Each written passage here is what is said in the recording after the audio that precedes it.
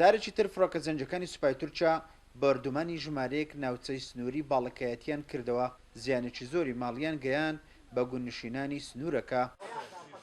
وڵای زیارەکان زیاتر لە 200 سەری عیوانی کوشتیە، 100 بەرخی کوشتیە، بە خۆشانەوێنەوە بینای خانی ماڵێرە، خانی ماڵ هۆڵ و ئاسار شوێنە مەسەرەی گەلێک زۆری لێکرایە. ئەوە دوو هۆڵ هۆڵی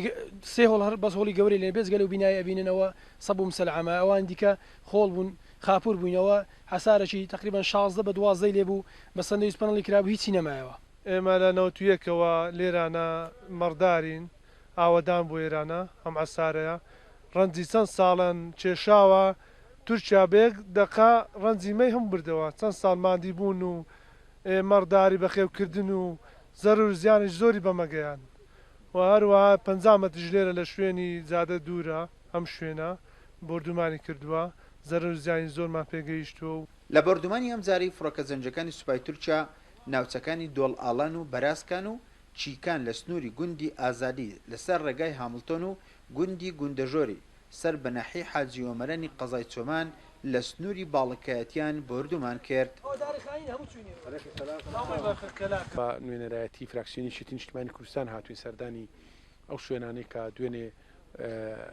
فڕۆکە زەنجەکانی تورکیا بۆمبارانیان کردووە سەردانمان کردووە لە ڕێگای یاداشتێکەوە سەرۆکاتی پەرلەمان ئاگادارەکەین و داوا ئەکەین حکوومەتی هەرێمی کوردستان بێتە سەرخەت ناکرێ هاوڵاتی لە ناو ماڵی خۆی تەمین نەبێت لە حیاتی خۆیدا ئەوەی کە ئێستا ئێمە لێرە قسەیەکەین 10 کیلۆمتر لە سنتەری قەزای چۆمانەوە دوورە 300 متر لە زادەی بازرگانی